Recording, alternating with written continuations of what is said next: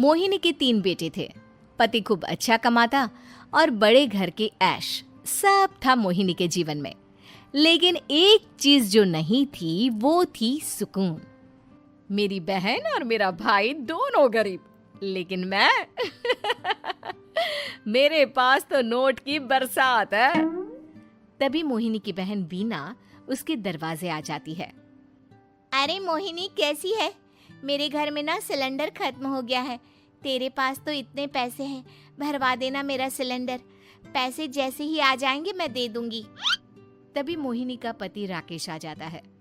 क्या है बिना, ये अपने घर की परेशानी हम लोगों के घर ना गाया करो। तुम्हारी बहन को तुम लोगों पर तरस आ जाता है और वो पैसे देने लग जाती है। मुझे ये बिल्कुल पसंद नहीं है। ओ जीजा जी, नहीं, मैं तो वो बस अच्छा मैं चलती हूँ। बीना वहां से चली जाती है। उसके जाने के बाद अच्छा किया जो आपने सुना दिया। अरे न जाने क्या सोचकर मेरे घर आ जाती है कि जैसे यहाँ तो भंडारा भरा है। अरे कितना तो दे दिया। अच्छा जी, जरा 1000 तो देना। वो बिन्नी दीदी है ना, उनके घर जा रही हूँ। उनका पोता हुआ है तो मुंह दिखाई दे दूंगी। हाँ, उन लोगों के आगे तो शो ऑफ किया करो। वो खुद को बड़ा अमीर शो करते हैं ना, दिखा दे कि तू भी किसी से कम नहीं है। हाँ जी, इसी के लिए तो जा रही हूँ।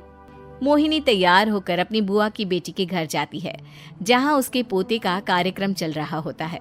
वहाँ वीना भी आई होती है। अरे वीना, क्या जरूरत थी यहाँ आने की? तेरे घर पर गैस नहीं है तो वो भरा लेती। क्या करूं मोहिनी, बुआ को बुरा लग जाता नहीं जाती तो। वैसे मेरे पास एक जोड़ा बच्चे का कपड़ा रखा था, वही अपनी चांदी के पायल के साथ देने जा रही हूँ। घर पर गैस थी नहीं, सोचा परिवार यहीं खाना खा लेगा, बाकी सुबह का सुबह देखा जाएगा। मोहिनी को बहन पर दया आ जाती है।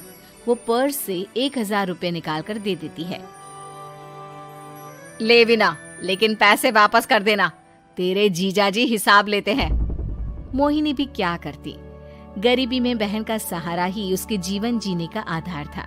फिर एक रोज, सुनिए, भाई के घर बेटी हुई है, मुझे माँ के पास जाना होगा।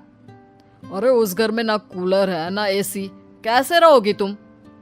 हाँ, वही सोच रही हूँ कि अकेली जाऊं, बच्चों को साथ ना ले जाऊं। चली जाओ, लेकिन ये जो तुम अपने गरीब परिवार से मिलने चली जाती हो ना, मुझे बिल्कुल अच्छा नहीं लगता। पता नहीं मैं भी कैसे मैनेज करती हूँ, लेकिन क्या करूँ। मोहिनी भाई भाभी के घर आती है। मोहिनी, कैसे आना हुआ? तू यहाँ हम लोगों के घर रह लेगी या फिर किसी होटल में रहेगी? क्या हो गया है माँ? मोहिनी को क्यों ऐसे बोल रहे हैं आप? अरे तू नहीं जानती अपनी ननद को, पैसे वाली है ना, तो ऐड कुछ ज्यादा ही है। मोहिनी को माँ की बात का बुरा नहीं लगता है, क्योंकि उसे पता ही नहीं चलता कि माँ उसे जली कटी सुना रही है। वो भाभी की बच्ची के साथ लेन देन करती है और वहाँ से चली जाती है। उसके जाने के बाद, माँ, क्यों आप मोहिनी को इतनी सारी बातें सुनाती हो? भाई का बेटा बोल पड़ता है। माँ, क्योंकि दादी जानती है कि बुआ के अंदर घमंड है। सही बोल रहा है मोहन। बहू भले तुझे ना दिखता हो, लेकिन मुझे और मोहन को दिखता है कि वो कितनी घमंडी है। मोहिनी मायके आती है, जहाँ गरीबी के कारण चीजें कम होती हैं। इस मोहन के बच्चे को काम पर लगा दो ना, किसी दुकान या किसी होटल में। बर्तन धो लिया करेगा, कम से कम 4 पैसे और आएंगे घर में। देख मोहिनी, माना तेरे पास पैसा है, लेकिन तेरे भाई के दिन इतने भी बुरे नहीं चल रहे कि वो अपने बच्चे की पढ़ाई रुकवाकर उससे बर्तन धुलवाए।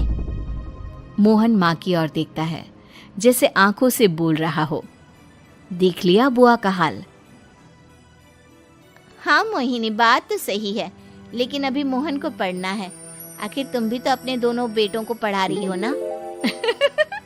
मेरे बेटों से कैसे कंपेयर कर सकती हैं आप? अरे वो तो कलेक्टर बनेंगे। हाँ, कल को वो मोहन को नौकरी में रख लेंगे, क्यों?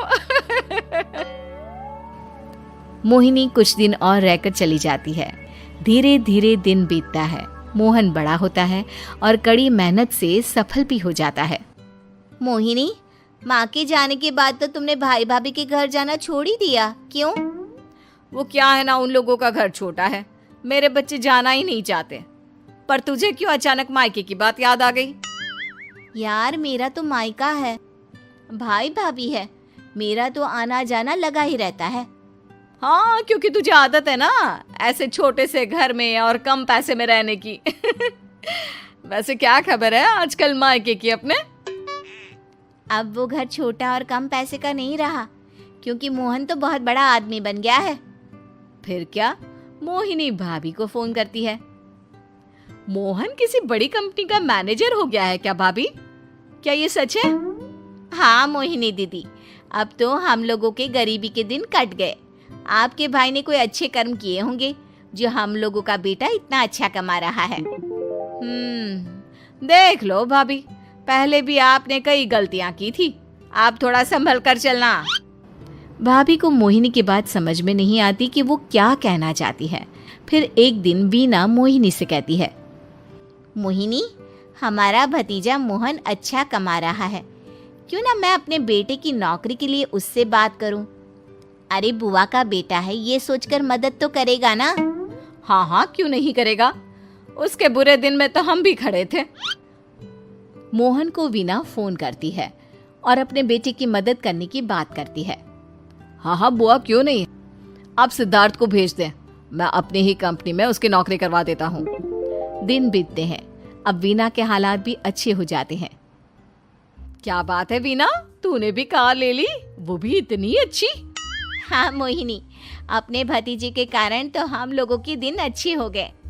उसने सिद्धार्थ की नौकरी लगवा दी है, वो भी शानदार। ठीक है, लेकिन पैसे ख्याल से खर्च करना। वो क्या है ना, पैसे आने आसान है लेकिन संभालने मुश्किल। मोहिनी घर पर अपने पति से बात करती है। देखो ना, सबके पास पैसे हैं, एक वक्त था जब मैं ही अमीर हुआ करती थी। लगता है कि ज्यादा दिन नहीं रह पाओगी, मेरी नौकरी को कुछ साल ही बचे हैं और तुम्हारे दोनों लड़के निकम्मे हैं, उन लोगों को बोलो ना कि नौकरी करे। तभी वहां मोहिनी के बेटे भी आ जाते हैं। अरे हमें क्या मोहन समझा है जो दिन रात गधे की तरह काम करते रहे? खैर, दिन फिरते हैं और मोहिनी के पति की नौकरी भी खत्म हो जाती है। मोहिनी क्या करे, थोड़े से पैसे में गुजारा नहीं हो रहा है। तो क्या करे, मेरी समझ में कुछ नहीं आ रहा। मोहन को बोलो ना कि वो इन दोनों के लिए नौकरी देखे, जैसे सिद्धार्थ के लिए नौकरी देखी है। मोहिनी क्या कहती, उसे अपने वो दिन याद आ जाते हैं जब उसने भाभी से मोहन को नौकर बनने की सलाह दी थी। क्या हो गया, क्या सोच रही हो मोहिनी? यही कि वक्त कभी भी किसी का भी पलट सकता है, ऊपर वाले से डर कर रहना चाहिए।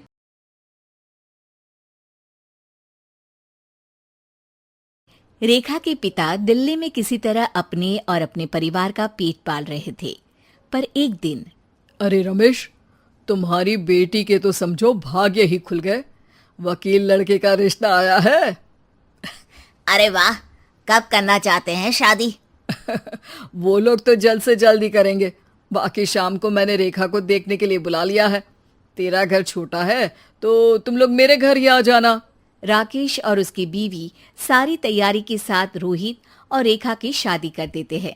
लेकिन अगले ही दिन, देखो रेखा, शादी भले ही हो गई है, लेकिन तुम ये मत सोचना कि मैं किसी जोरू के गुलाम टाइप रहूंगा। रेखा को रोहित की बात अजीब लगती है। मैं ये तो सोच भी नहीं सकती और ना ही चाहती हूँ, लेकिन शादी के अगले ही दिन इस तरह की बात की उम्मीद भी नहीं थी। रोहित रेखा के मुंह से ये बात सुनकर गुस्सा हो जाता है।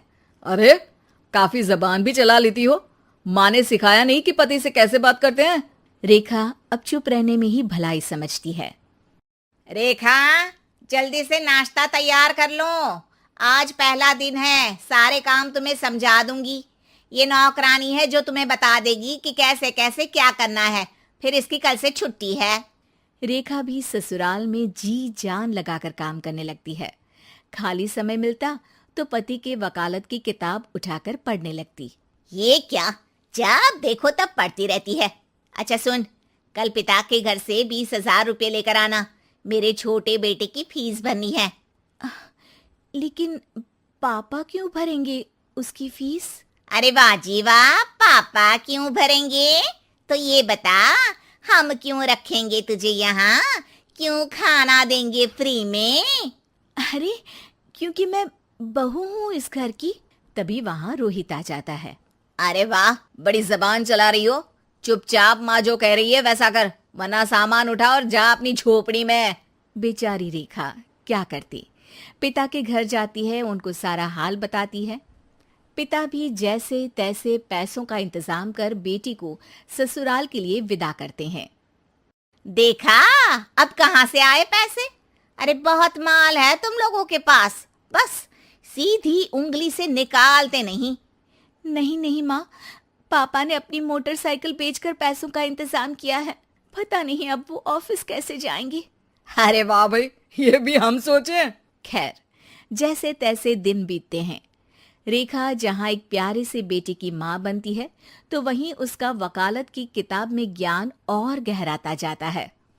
हे भगवान, बुरे फंसे। ये केस तो लगता है कि मैं हार ही जाऊंगा। देखिए, मैंने आपकी इस केस की फाइल पढ़ी थी। इस केस को जीतना बहुत ही आसान है। वाह भाई वाह, यहाँ वकालत की डिग्री लेकर भी मैं समझ नहीं पा रहा हूँ, और तुमने रोटी बनाते बनाते ही केस समझ लिया। अरे जाओ जाओ, जाकर मुन्ने को संभालो। केस मैं संभालूंगा। ए लड़की सुन, जाकर अपने बाप के यहाँ से 3 लाख लेकर आ। पूरा घर फिर से बनाना है। छोटे की शादी करूंगी तो छोटी बहू को कहाँ रखूंगी? पूरा घर तो तूने घेर रखा है। ऐसा मत बोलिए माँ जी, पापा इतना पैसा कहाँ से लाएंगे? अब तो वो रिटायर भी हो गए हैं। हाँ, तभी तो बोल रही हूँ, रिटायरमेंट के पैसे तो मिले होंगे ना। लेकिन वो अगर आपको दे देंगे तो बुढ़ापा कैसे काटेंगे? रोहित रेखा की बात सुनकर गुस्सा हो जाता है। ए सुन, चल अपना सामान उठा, अपना बच्चा उठा और निकल यहाँ से। रेखा के लाख आग्रह के बाद भी रोहित और उसकी सास उसे घर में नहीं रखते। पापा, मैं तलाक चाहती हूँ। बेटा, मेरे पास वकील के पैसे नहीं है। पापा, आप मुझे वकालत करवा दीजिए, अपना केस मैं खुद लड़ूंगी। इस बार रेखा के पिता भी उसे ससुराल ना भेजकर रिटायरमेंट के पैसों से वकालत करवाते हैं। और फिर एक दिन कोर्ट के बाहर, रोहित, आज तुम अपना ही केस हार गए, वो भी उस लड़की से जिसकी तुमने कभी कदर ही नहीं की। रेखा, मुझे माफ कर दो। मैं इतनी बड़ी अमाउंट कहाँ से लाऊंगा? मैं हर महीने पैसे नहीं दे सकता तुमको। पैसे वहीं से लाना जहाँ से तुम मेरे पापा को लाने के लिए मजबूर करते थे।